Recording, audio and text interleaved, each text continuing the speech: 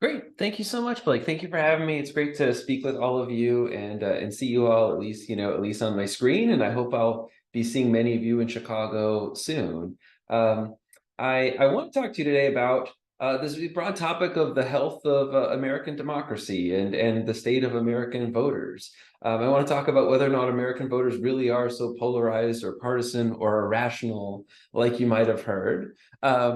The tradition at Chicago is, I think, to interrupt frequently with questions. So if you have questions, just go ahead and you can raise your hand, you can type a question into the chat, or you can just go ahead and interrupt me. I'm happy, I'm largely here for you to answer any questions you have or to talk about whatever you find interesting. So please jump in with your questions and comments. So you might have heard these claims before, at least if you paid close attention to American politics, you've heard that American voters are polarized. You might have heard that they're dumb or irrational or don't pay very close attention. They're hyper partisan. They're Democrats and Republicans hate each other. They're on the verge of killing each other. If you read just popular news accounts, you're going to see lots of claims like this. And it turns out if you read the academic literature, you see a lot of claims like this as well. Some of these claims even seem to be kind of conflicting with one another, that sometimes we say the voters are too extreme, but also we say the voters don't really have meaningful policy views. Or sometimes we say the voters are too stubborn and too partisan, but sometimes we say that they're too fickle and they're just changing their votes willy-nilly. And you might notice that those are somewhat contradictory accounts, but nevertheless, there's a lot of kind of criticism of American voters that they're flawed in these various ways, and that therefore maybe democracy isn't working the way that it should. And so I want to talk through some of these arguments and some of the evidence, and I'll try not to be too technical. But again, you should just jump in if you have questions and comments, and I'm happy to take this conversation wherever you find interesting. So I want to first start with this claim about polarization. So we often talk about American voters as being really polarized. We're divided between red states and blue states and Democrats and Republicans, and they feel really strongly and they disagree really strongly and they really despise each other and they can't live productively together and so forth. And somebody might, for example, you might ask us a policy question in a survey and just get a sense of where do people stand on that question. So here's an example. We can ask people, should we increase the federal minimum wage to $12 an hour? It's currently $7.25. And it turns out that most Democrats, something like 91% of Democrats, say yes. And most Republicans say no. Only 43% of Republicans say yes to this question. And so you might think, oh my gosh, we're really divided between Democrats and Republicans. They're never going to agree on anything. There's this huge amount of polarization on this particular question. Now, of course, Democrat and Republican is a somewhat arbitrary label. People self-sort into their parties. But this kind of survey question lends itself to the picture, the impression that there's a lot of polarization in the American public. And of course, we didn't have to ask the question this way. We don't have to ask a yes or no, do you favor or support this one particular change? We could have asked something more continuous. We could have said, what do you think the federal minimum wage should be? And we could have allowed people to give whatever answer they want along a continuum. And what you would find if you did that is a picture like this. And you'd find that Democrats and Republicans perhaps don't disagree with each other as much as you thought. It is true that Democrats on average want a higher federal minimum wage than Republicans, but on average it's higher by maybe $2 or $3. And it just so happens that that $12 is kind of the point where you get the maximal amount of separation between Democrats and Republicans. So had you asked the question somewhere else, you would have found less polarization. $12 is kind of the place that seems to split Democrats and Republicans the most, but they're really not apart by that much. You'd find some Republicans are higher than some Democrats and so forth. There's a lot of overlap here. And on average, the differences just aren't that big. The typical Republican maybe wants a $10 minimum wage. The typical Democrat maybe wants a $12, $13 minimum wage, which doesn't seem like such a great extent of polarization. That seems like the reasonable amount of disagreement that you might have in a healthy democracy. So that's just one example. We can try to scale voters in all kinds of different ways. And for example, we can ask them a bunch of different policy questions and try to get a sense of their average ideology. Where does somebody really stand across a range of issues? And you might think that if people are really polarized, that when we do this, we'll find a really bimodal distribution. We'll find some extreme liberals way out to the left and some extreme conservatives way out to the right. And that's not typically what we find. So I'm showing you histograms here from different years of surveys where we've done exactly these kinds of analyses. In this particular paper, my co-authors and I we tried to also we did the scaling thing that I just described, and we also tried to figure out how many people are actually well described by that one-dimensional model, or are there other people that don't really fit the model very well? Are there some people that maybe aren't paying attention to the survey questions, or other people that just don't, maybe they're not, maybe liberal doesn't do a good job of describing them. Maybe they're extreme liberals on some questions and extreme conservatives on other questions and so forth. It turns out most people are pretty well described by that one-dimensional model. But either way, it looks like when you do this, most people come out pretty close to the middle. You don't get two poles, one on the left and one on the right. You find that most Americans are somewhere in the middle. They think the minimum wage should be a little bit higher, but they don't think it should be as high as the Democrats in Congress want it to be, and so forth. And you find that, across a range of issues. So most Americans really aren't that ideologically polarized, but the elected officials are. So if you use the same kind of approach to try to scale members of Congress, you will find two poles. You won't find a nice normal distribution with most people in the middle. You'll find that the Democrats are to the left and the Republicans are to the right. These happen to be scores from the 117th Congress. So one of the, I think this was the last Congress, the most recent one for which we have complete data. But you would see this essentially for any other period of the modern Congress. You see Democrats to the left, Republicans to the right, a big space in between, and not a lot of overlap, and not a lot of agreement between Democrats and Republicans. So there's a big disconnect here between what you find with the regular population, with the voters and the citizens, and what you find when you look at the elected officials, which is interesting, and something that fascinates me and motivates a lot of my own teaching and research. Here's one study, a nice study from Bethune and Heron, where they actually tried to put voters and politicians on the same scale. So they tried to say, let's do that same scaling exercise, but let's ask a bunch of voters, how would you have voted on these bills? So we have essentially the same issues, the same questions, and we can say, okay, where do they fit? And the picture maybe is a little bit hard to read, but the circles are all Democratic senators, the squares are all Republican senators, and the D's are telling you where the average the Democratic voter is in those states. The M is telling you where the median voter is in those states. And the R's are telling you where the average Republican voter is in those states. And one thing you see pretty clearly in this picture is that almost all Democratic senators are well to the left of the median voter in their state. They're even to the left of the Democratic voters in their states. And almost all Republican senators are well to the right of the median voter in their states. And they're even to the right of Republican voters in those states. So if you ask yourself, why is Marjorie Taylor Greene so extreme, and why is AOC so extreme? It's not that they are, it's not that they just happen to represent extreme constituents. They're much more extreme than even the voters are in their constituencies. So again, there's this clear disconnect between the voters and the politicians. But the voters themselves don't seem to be particularly extreme or polarized. When given the choice, it looks like voters prefer moderate candidates. So here's a nice study from Andy Hall at Stanford. He looked at close primary elections between relatively moderate and relatively extreme candidates. And one thing he finds is that when a relative extremist wins the primary election, that party does notably worse in the general election.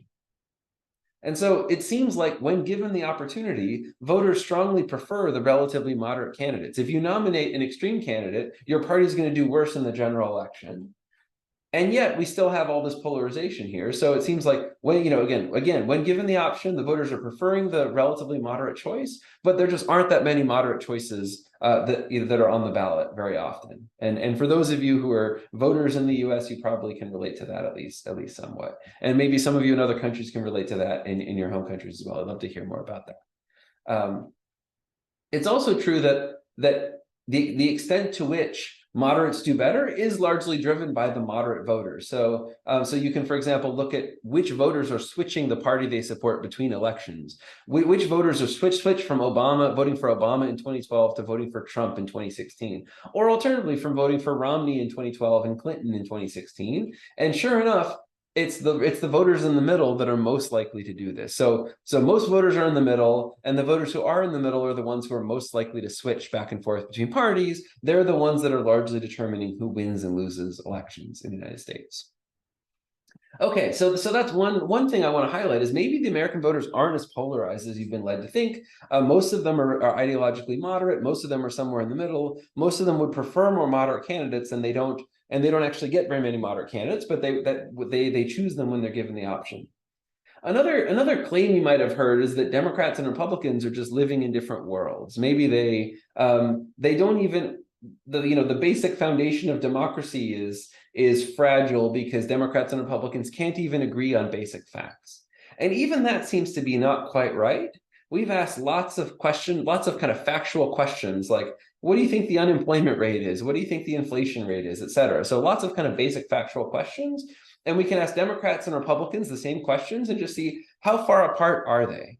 And in this particular study by Rausch and Su, they're trying to assign those gaps and trying to say, when is, a positive number here would mean that say the Democrats might be more knowledgeable than Republicans on a question where that particular fact is favorable for Democrats. So even on highly politicized facts, like what's the inflation rate during the Biden presidency, we can see, is there a big difference here? And they're finding on average a relatively small difference. On average, on these political facts, the average difference is something like 6.5 percentage points. So Democrats might be roughly 6.5 percentage points more likely to know a fact that's favorable for their party than Republicans would to know that same fact. And in fact, there's lots of facts where the signs even on opposite of the expected direction. So on average, there aren't huge knowledge gaps between Democrats and Republicans.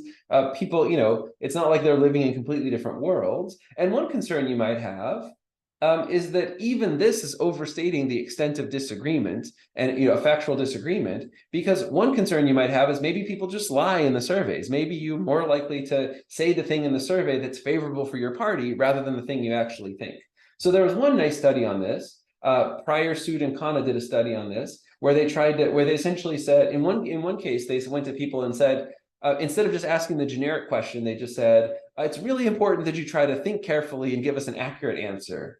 And when you do that, those partisan biases, they went from 10 percentage points in the control condition to something like 3.5 percentage points in this accuracy appeal. And another thing they did, which I thought was very clever, is they paid people to get the right answer. So they just said, here's a factual question. If you get the right answer on this question, you're going to get some monetary reward. And all of a sudden, the partisan biases went from something like 10 percentage points to 3.9 percentage points. So it seems like there are a lot of cases where people maybe know the truth, but they say the thing that's good for their party in a survey. They give the partisan answer in a survey. Maybe just because they're kind of what you might call this partisan cheerleading. They want to give the fun answer. They want to give the answer that's favorable for their party. It's not really what they believe. And so, Democrats and Republicans, maybe they don't really believe that there's, they really believe the same thing about the inflation rate. It's just that, Republicans are more likely to want to talk about it right now, and Democrats are going to want to downplay it and say it's not as big of a deal. But that's I find this somewhat reassuring that maybe the apparent level of disagreement in our society is not as great as people think. Professor Fowler? Yes. I thought I wanted to interject since it felt like a really great question. Kevin Brown asked, is there research on the views of the voting population about elected officials as sources of governance or sources of entertainment? That's interesting. I don't know how much research there is on that question. That's a great question. Do people think of their government as sources of entertainment or not? I'm sure there's a little bit of that.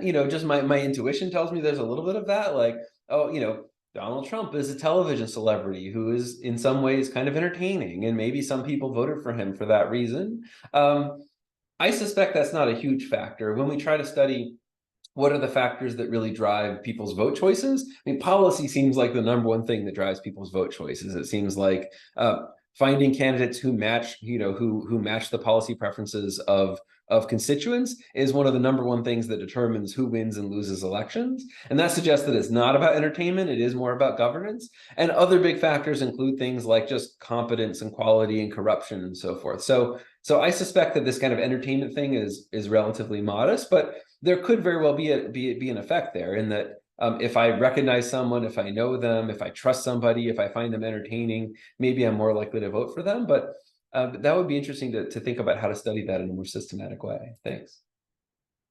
This is related to that point, actually. I don't want to fixate on this too much, but there's this claim in the political science literature and in the popular media that most Americans are partisans, and they vote for the candidates they support largely because they're partisans. Often the argument is something like, maybe my parents were Democrats, so I guess I'm a Democrat. And I didn't even pick my party for a particularly good reason. I just was told I was a Democrat at a young age, and I'll continue voting for Democrats forever.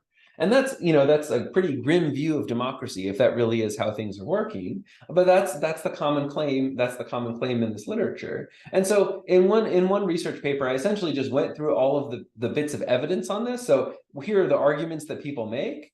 And let's just think about whether or not that evidence could be equally consistent with the possibility that people are actually voting on the basis of substance. So I won't go through all of these arguments one by one, although I'm happy to talk more about them if you're interested. But one way that we could potentially adjudicate between these stories is we could look for cases where the policy positions of the parties changed over a relatively short period of time. And the most salient one that probably many of you already know about and have thought about is the Southern realignment. Over a relatively short period of time, the Democratic Party went from the kind of anti-civil rights party to the pro-civil rights party.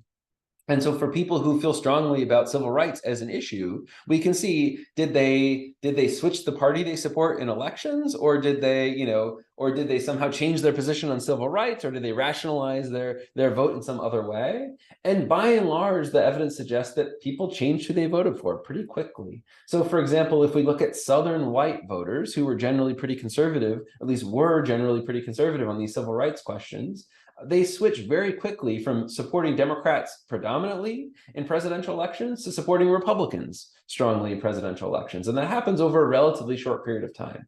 And interestingly, they actually didn't change their party identification. So in surveys, a lot of these people still said, I identify as a Democrat, but they were voting for Republicans in federal elections. So that seems to suggest that their party identity per se is not driving their vote choice. There's something else kind of interesting going on here, but people seem to be voting largely on the basis of policy, not on the basis of who their parents voted for or the party they've always supported in the past and so forth. We can also do lots of experiments. We can just say, here are some hypothetical candidates with different hypothetical policy positions and other hypothetical characteristics. We could vary all kinds of things about them. Political scientists have done a lot of these things. And one of the predominant findings from these experiments is that policy positions really matter.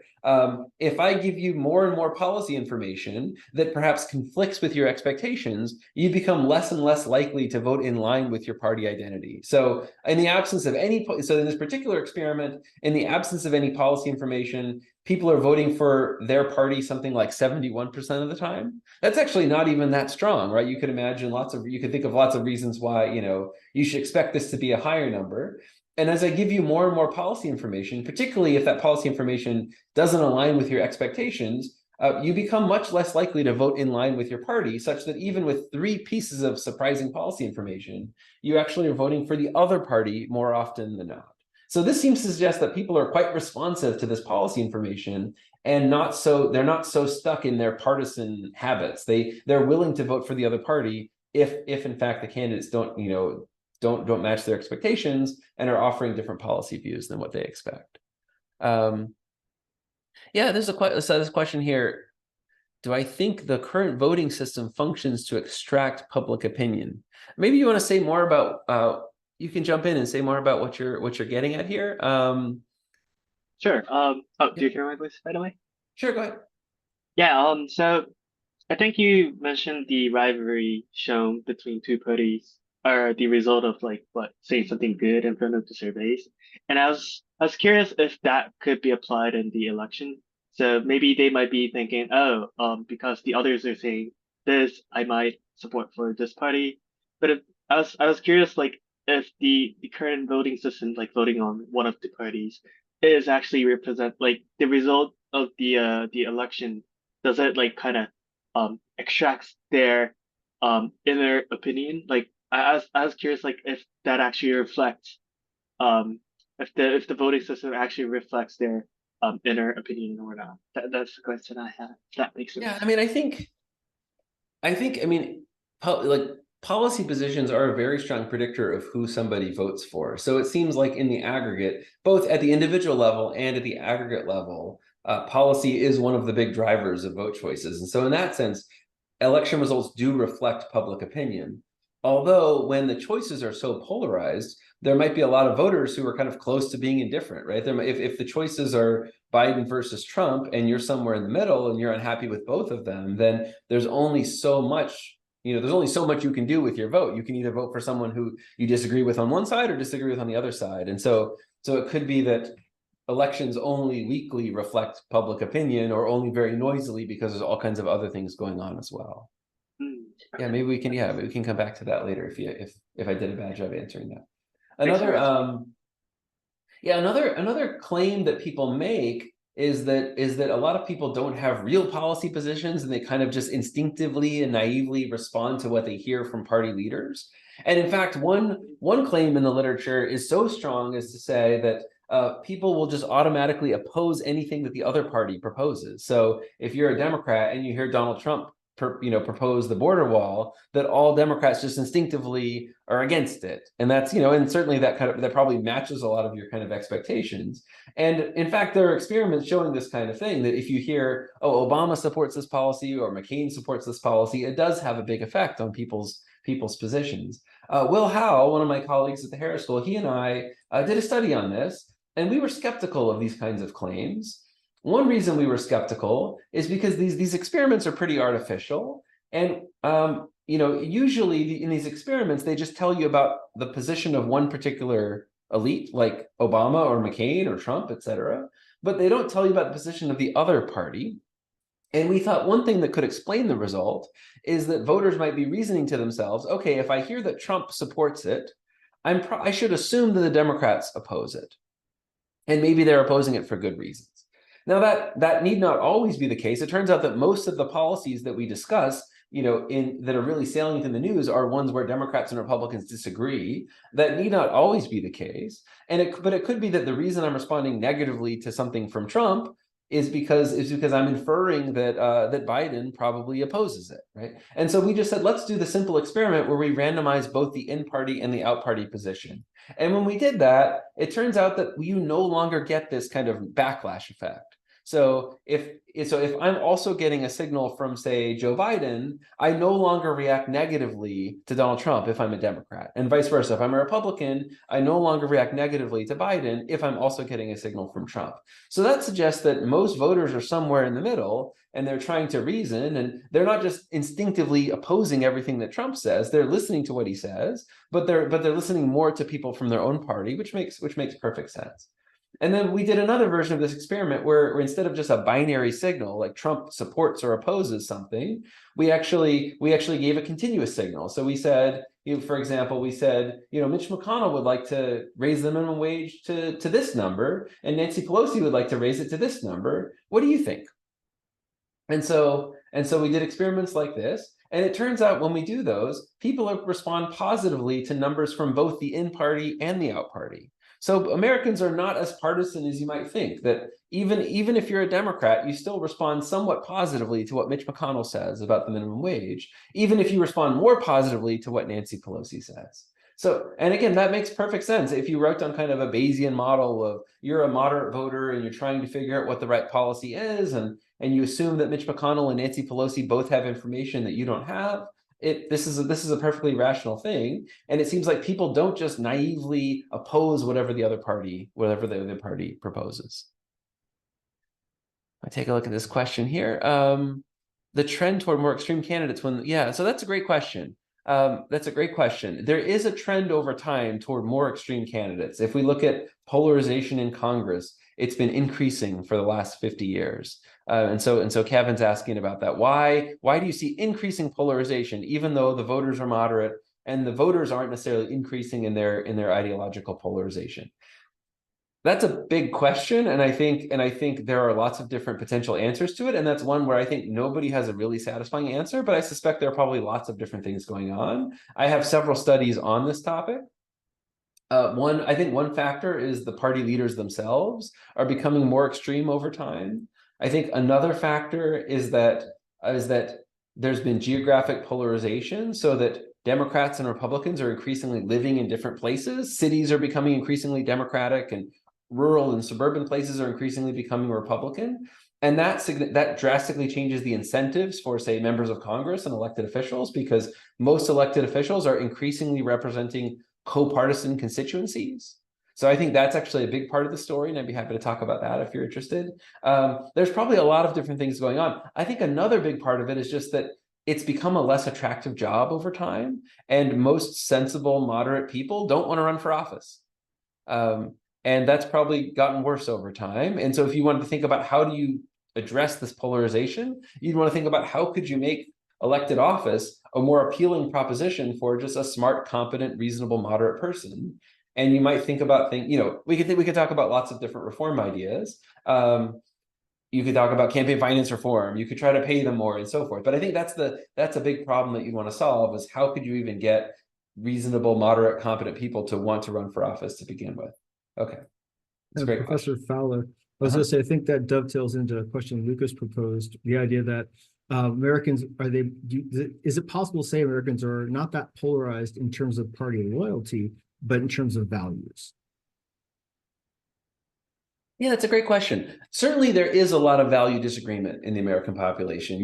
I'm sure, know people who have radically different values than you do. But I think it's not as great as people think. And I think the pictures that I showed you earlier, those histograms kind of reflect that yes, there's a lot of disagreement. There are people on the far left and are people on the far right, but most people are somewhere in the middle. And most people kind of can, at least find a mix of those values compelling. They can say, look, I can see where the conservatives are coming from, even if I'm a liberal, or vice versa. So I think it's not as great as people think. Yes, there's ideological disagreement in society. And yes, Democrats have different values than Republicans, and people who live in cities have different values than people who live in rural areas. But I don't think the disagreement is as great as people think. And I'm happy to talk more about that as well. Although there might be rare cases where, university enclaves where like you have a lot of extremists who only talk to each other and so forth, and you get a really skewed view of just how different values are across the country. So that's related to the next thing I want to talk about. Some of you might have heard this term affective polarization, which is this idea that polarization has not only does it affect how we vote and it affects our policy positions, it also spills over into our interpersonal relationships. There's this claim that Democrats and Republicans increasingly dislike each other, and that it's having broader effects on our society. Now, there's some sense in which I find this a little bit overstated, partly because if you remember, we just talked about evidence of partisan cheerleading in surveys. So if you're a Democrat and you're taking a 100-question political survey, and I ask you, how warmly do you feel toward Republicans? You're going to say, you're going to give a really low number, right? Because you're kind of worked up and you're thinking about politics. And when I ask you about Republicans, you think about how much you really don't like Donald Trump's policies and so forth. And so you give a low number. But that doesn't mean that you dislike all Republicans. That doesn't mean that you won't go to dinner with your friend Steve, who happens to vote for the Republican Party, and so forth. So I'm a little bit skeptical of this literature to begin with. And in fact, when people have investigated this more closely, they find that when people answer these questions, they mostly are thinking about politicians. They're not thinking about regular citizens. So when you ask people how warmly do you feel toward other people who happen to be Democrats and Republicans, they're not nearly as polarized as when you ask them, how warmly or coldly do you feel towards, say, Mitch McConnell and Nancy Pelosi? Then you get pretty extreme responses. And maybe that makes some sense because they really are quite far apart ideologically. The evidence also suggests that to the extent that people do have what you might call affective polarization, it's mostly driven by substantive disagreement rather than party identity per se. So if I say this person is a Republican and you're a Democrat, but they happen to agree with you on the following 4 or 5 issues, you're going to like that person a lot more than the Republican who disagrees with you on a bunch of important issues. And it seems like it really is this kind of value polarization that Lucas was talking about, not party identity per se, that is driving this kind of interpersonal affect difference between Democrats and Republicans. And then I'll just mention this very briefly. You might have heard claims, I think they're pretty alarmist claims, but claims that we might be on the brink of a civil war in the United States because Democrats and Republicans hate each other so much that they're willing to engage in violence with each other. You will find some alarming minority of people, maybe 5% of people will express some support for political violence in surveys. So you might ask, do you think that political violence would be justified in the following scenario? And a concerning number of people will say yes to questions like that.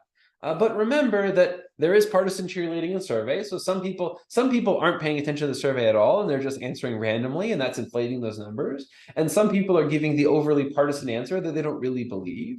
And if you ask better questions and you try to get people to pay attention in surveys, those numbers go down. And there are also lots of studies suggesting that the vast majority of Americans strongly support the basic tenets of a liberal democracy, and they're going to punish candidates who don't support the tenets of liberal democracy. So when I look at the evidence in the aggregate, I'm less worried about the impending civil war. I'm less worried about the prospect of partisan political violence, although I'm happy to talk more about that.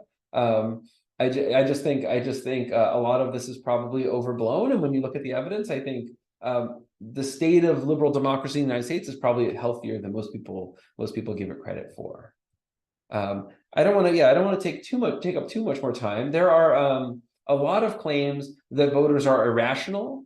And I'll just briefly mention some of these studies. Voters irrationally respond to things that they shouldn't respond to. So one claim is that they irrationally respond to college football games, and that whoever wins the local college football game, the incumbent party does better in those elections. And if that's true, that would seem to suggest that voters really aren't paying very close attention, and they're just kind of casting their votes willy-nilly in response to, like, oh, I'm in a good mood today, I guess I'll vote for the incumbent.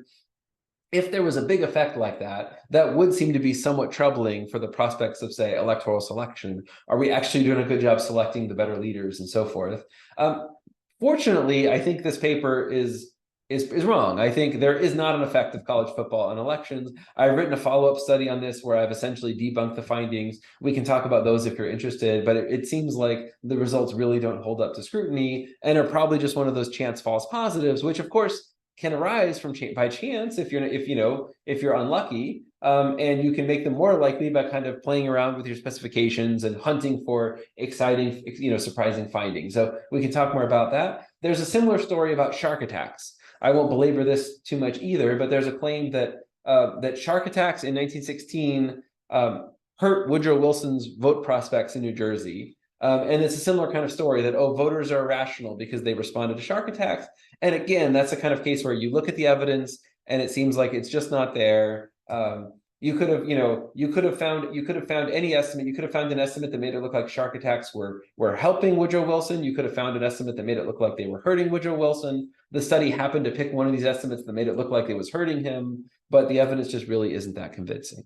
So on net, when I look at a lot of these aggregate studies, I don't see a lot of strong evidence that voters are really irrational, they're hyperpartisan, they're really polarized. You see a lot of evidence that voters are responding reasonably to things they should respond to, like the ideologies of the candidates, the characteristics and qualities of the candidates, and so forth. And so I think I'll just stop there and take more of your questions. I don't want to be completely complacent here. There are things to worry about in our democracy, and we should be vigilant about that.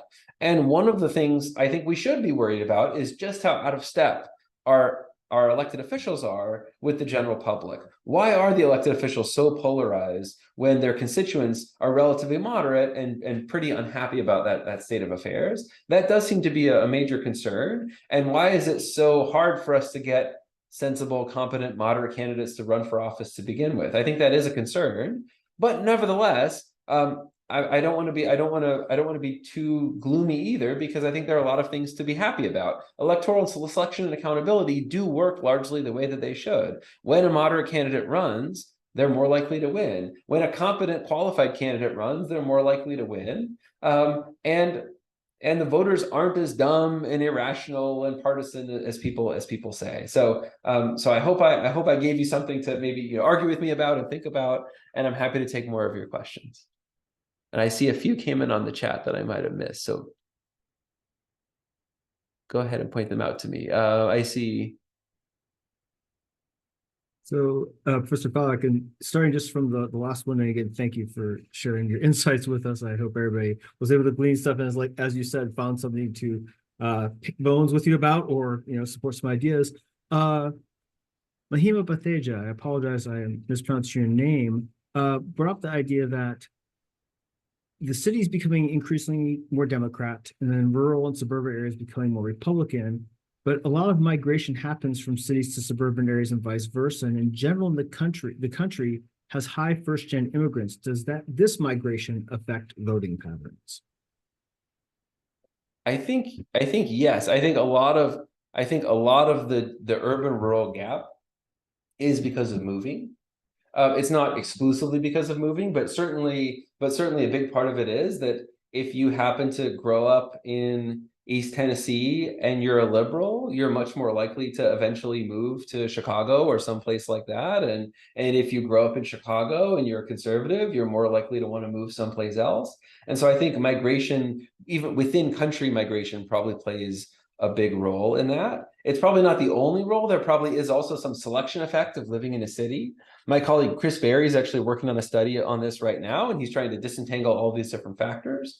I think another factor is probably that once this starts to happen, the political parties start crafting their platforms in a way that appeal to different constituencies. So you see the Democratic Party increasingly becoming the party of cities in terms of the policy positions that it's advocating for. So it's probably not a coincidence that all of a sudden the Democratic Party is the party of student loan repayment and subsidies for electric vehicles, which happen to be the things that college educated people in cities care about.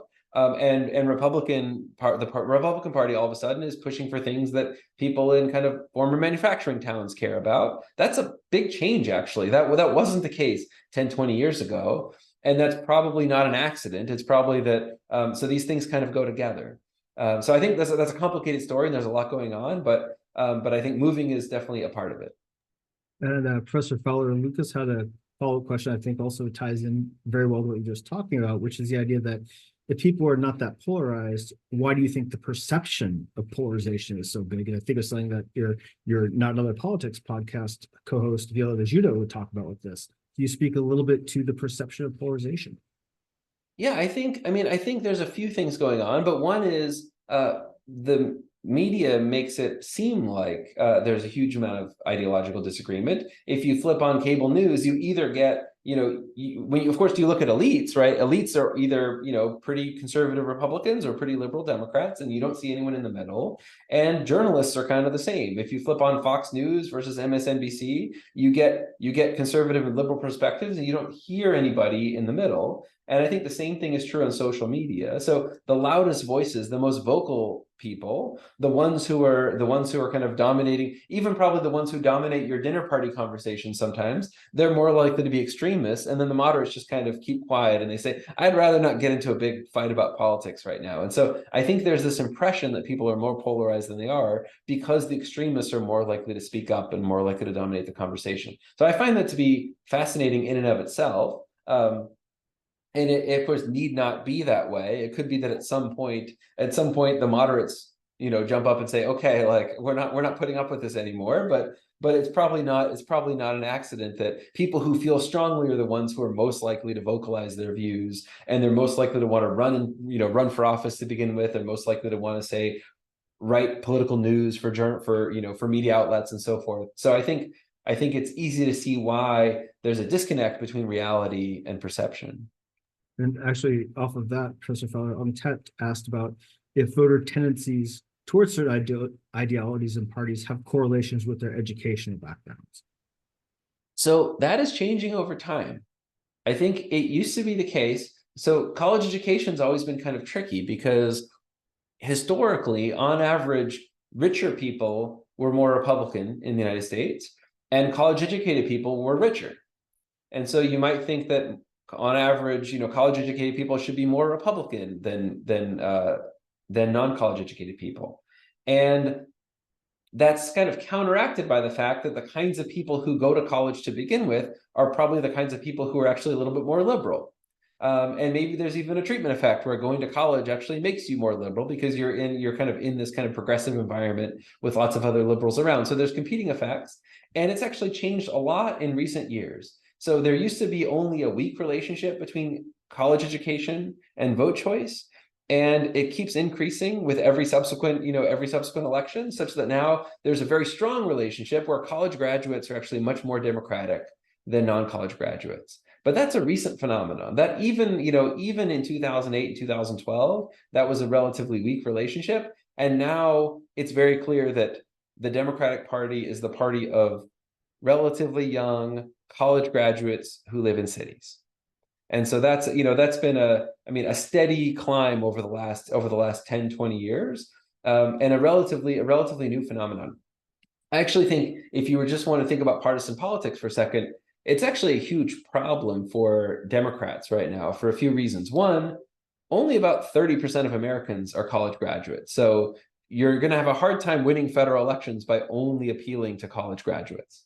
Second, if most of your voters live in cities, even though cities have a lot of people, the way that we run elections is we have congressional districts, we have states, we have the Electoral College. You need to be winning some non-urban areas in order to be a major contender in federal elections.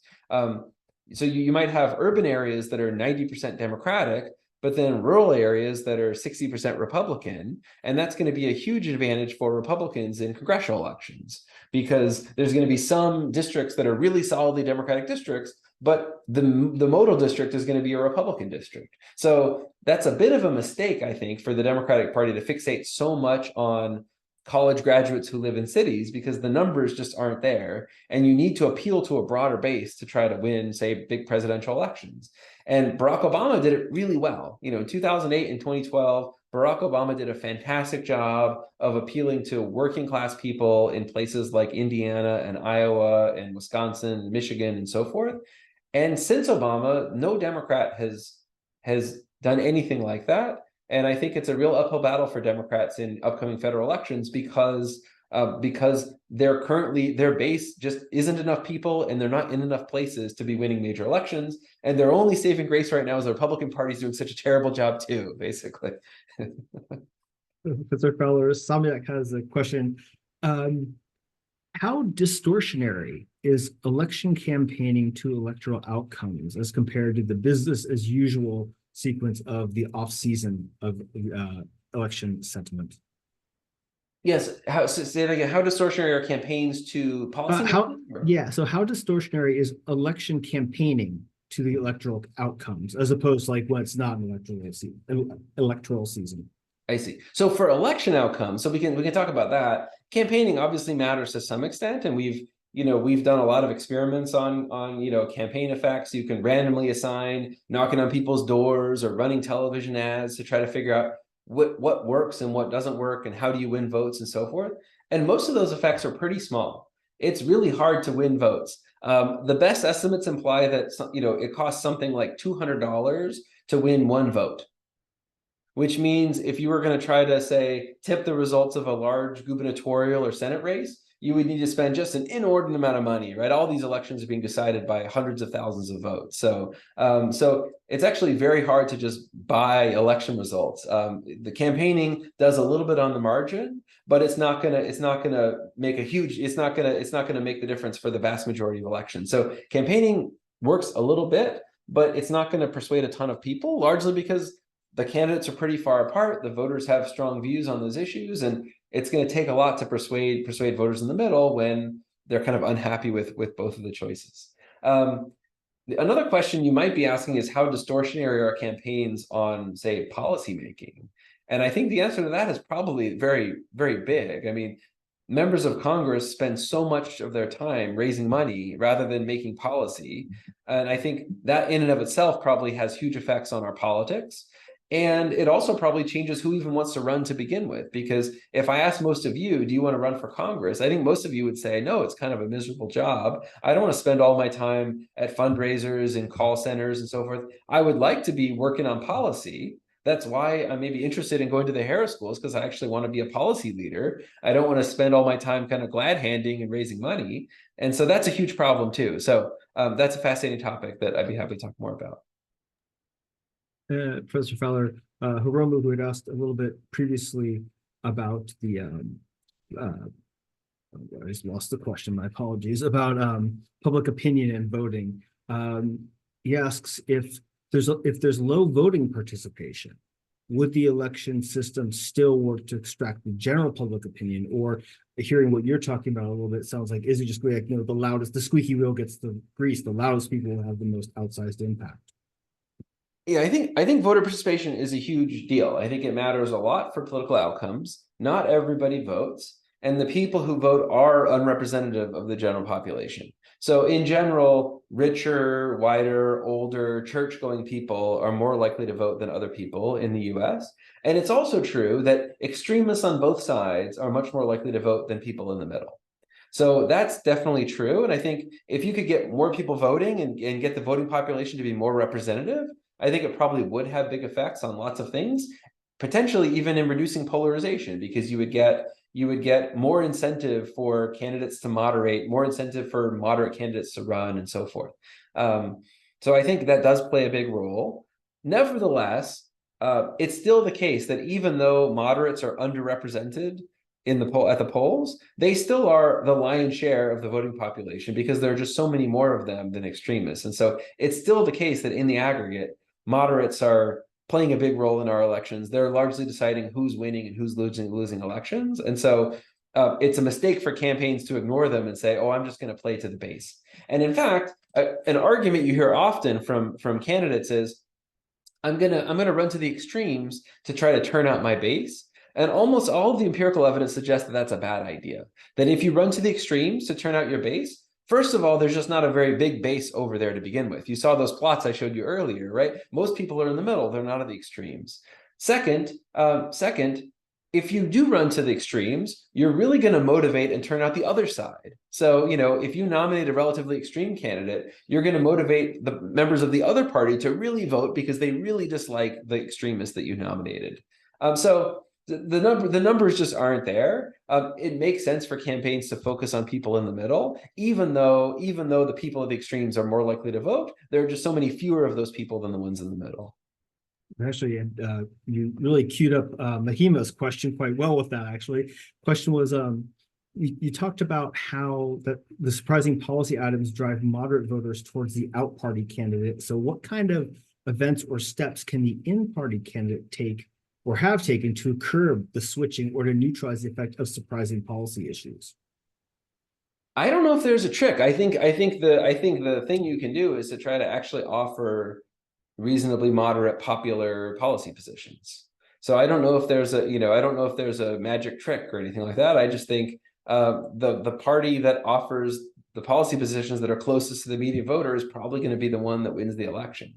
And so you could ask, like, oh, how could we win despite having our unpopular policy positions? But you're playing a losing hand, I think, most of the time. And I think most of the evidence bears that out. Yeah, feel free to follow up if I did a bad job answering your question, or if there's some other part of that you want to talk about.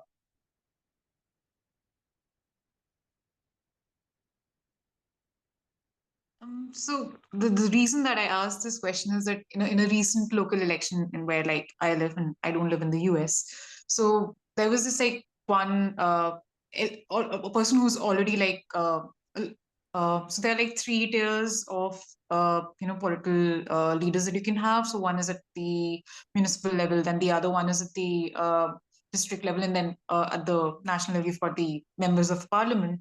And this person was already an basically was elected at the municipal election. He's a good candidate, but when he stood for the MLA election, and he was like pretty popular. Everyone knows he works. But then there's this other candidate, and there was some religious element of some like protests going in the city at that point of time. But this person just fermented religious sentiments and then ended up winning the election. So I was just thinking, like, what could the other candidate would have done to win the election, even though he was like a better choice, but people just ended up like not voting for him because of this like extreme political thing that the other candidate did. Yeah, I don't know. I mean, I don't know enough about this case, obviously, to have a strong opinion, but it's interesting. I mean, I think there are, of course, lots of factors that matter in elections. Of course, it matters. The competence and reputations of the candidates matter a lot. The policy positions across a range of issues matter. So all of those things matter.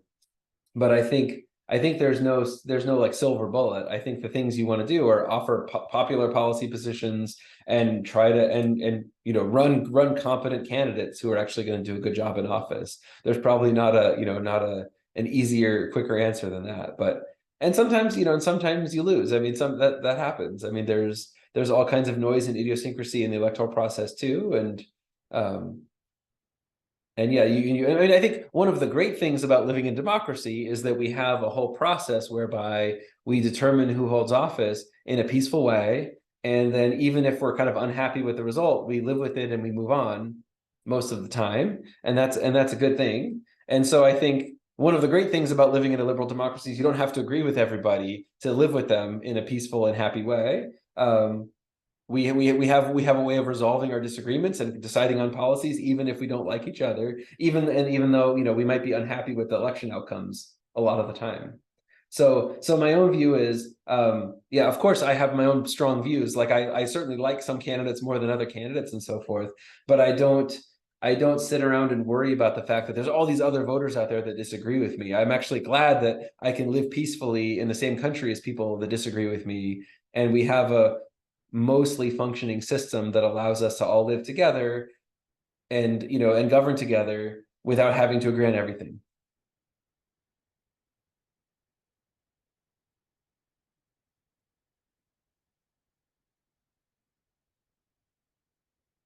All right.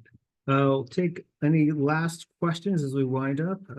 Thank you all for your very thoughtful questions. It helps make these sessions more informative for all parties. One thing I did want to share with everybody, I put a bunch of links in the chat for folks. Just a reminder, the next application deadline is Wednesday, December 6th, a little under a week away. And also, there is no application fee for master's programs for the 2024 application cycle. There is still a non-refundable application fee for a PhD program. It's $90, but for those pursuing the master's programs in 2024, there is no application fee. I'll scan to see if we have any other questions, but I feel like we were able to get through them all. Thank you again, everybody, for joining us today, spending time with us here at the University of Chicago Harris School of Public Policy. Thank you immensely, Professor Fowler, for sharing your insights and thoughts with folks. And if you are going to be looking for a transcript of this session, it will be available in about usually 48 hours. Let's say that to be safe, and you can email the admissions link I shared above, and we can get that worked out to you. So again, thank you all so much for joining us. Thank you again, Professor Fowler, and everybody have a good rest of your morning, day, afternoon as it goes. Thanks so much for joining us today. Take care, everybody.